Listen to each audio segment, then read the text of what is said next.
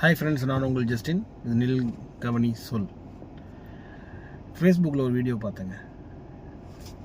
ரொம்ப மனசுக்கு ரொம்ப வலியாக இருந்துச்சு.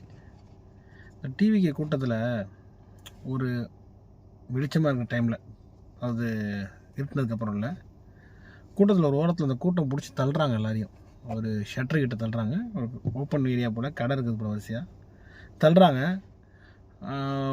உள்ளே ஒரு பையன், சின்ன பையன், அவங்க அம்மா எல்லாம் இருக்காங்க. அவங்க அப்பா வந்து கூட்டத்தை தள்ளுறாரு. ஏன்னா எல்லோரும் அமுக்குறாங்க போட்டு. உடனே டென்ஷனாகி அவர் ஓங்கி அடிக்கிறார். பக்கத்துக்குள்ளே அடித்து தள்ளுறாரு. ஏன்னா புள்ள பயந்து அழுவுது, மூச்சு திணற கஷ்டப்படுது, உள்ளே நிற்க கஷ்டப்படுது. ஏன்னா நமக்கே ஒரு கொஞ்ச நேரம் இருந்தாலே நமக்கு ஒரு மாதிரி பதட்டமாகிடும். பார்த்திங்களா, நிறையா லேடிஸு லிஃப்ட்டில் போகிறதுக்கு பயப்படுவாங்க, குழந்தைங்க லிஃப்ட்டில் போகிறதுக்கு பயப்படுவாங்க. ஏதோ திடீர்னு எதுக்குள்ளேயோ அடைச்சி மூச்சு திணற வந்து அந்த மாதிரி அவங்க பதறாங்க. அதை பார்த்த உடனே எனக்கு ஒரு தகப்பனோட ஃபீலிங்கில் எனக்கு கண்ணிலேருந்து தண்ணியே வந்துச்சுங்க. அப்படி தானே அவங்க எவ்வளோ பேர் கஷ்டப்பட்டுருப்பாங்க. அந்த 41 பேர் எவ்வளோ கஷ்டப்பட்டுருப்பாங்க. விஜய்ண்ணா, நீங்கள் தப்பு பண்ணிட்டீங்கண்ணே. நான் இவ்வளோ நாள் வந்து அதை இது நானும் சரி, இது வந்து விபத்து, எதிர்பாராத நடந்த ஒரு விபத்துன்னு நினச்சேன். கூட்டம் அதிகமாகிடுச்சு. உங்கள் வாலண்டியர்ஸை கூப்பிட்டு இது ப்ராப்பராக ஆர்கனைஸ் பண்ணுங்கள், ஃபஸ்ட்டு கூட்டத்தை ரிலாக்ஸ் பண்ணுங்கள்.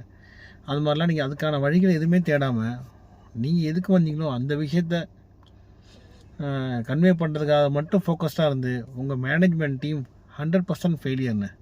இந்த புசி ஆனந்த், இன்னும் அந்த ஆதவ அர்ஜுன், இவங்களாம் 100% ஃபெயிலியர். எனக்கு தெரிஞ்சு இவங்களெல்லாம் நீங்கள் இதுக்கு மேலே வச்சுக்காதீங்கன்றேன். தயவுசெய்து இதுக்கப்புறமா கழட்டி விட்டு ப்ராப்பராக ஒரு டீமை க்ரியேட் பண்ணி நீங்கள் முன்னாடி நின்று நடத்துங்கண்ணே.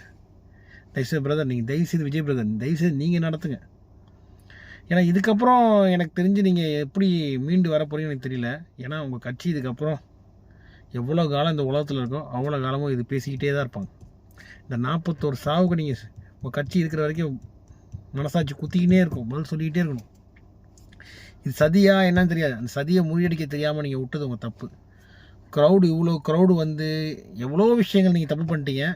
ஆனால் வந்து இன்றைக்கும் வந்து ஒரு முறையாக ஜனங்களுக்கு ஒரு கன்வே பண்ணாமல் அந்த ரிப்பட்டன்ஸ் மனசாட்சி குத்தி அதை வந்து சொல்லாமல் 4 நாள் அமைதியாக வீட்டில் இருந்துட்டு வெளியே வந்து அதுக்கப்புறம் பதில் சொல்கிறதெல்லாம் வந்து கேட்டால் 40 பேர் செத்தவங்களோட வழி, அவங்க குடும்பத்தோட வழி, உங்கள் 4 நாளில் நீங்கள் உள்ளே உட்காந்தா சரியாயிடுமா? சொல்லுங்களேன். வெளியே வந்து உடனே பேசியிருக்கணும்ல, போய் பார்த்துருக்கணும்ல, இல்லை உங்களோட டீமை அனுப்பியிருக்கணும்ல, என்ன நிலைமையில் இருக்காங்க போய் பாருங்கன்ட்டு. எதுவுமே இல்லாமல் சைலண்ட் ஆகிட்டிங்கன்னா அது என்ன நியாயன்ற? தப்பு தான். நீ தப்பு பண்ணிட்டீங்க விஜய் ப்ரோ. தயவு செய்து இதுக்கு ஏதாவது ஒரு முடிவெடுங்க. உங்கள் கூட அந்த கூட்டத்தை ஒழிச்சு கட்டுங்க, எல்லாம் சரியாயிடும்.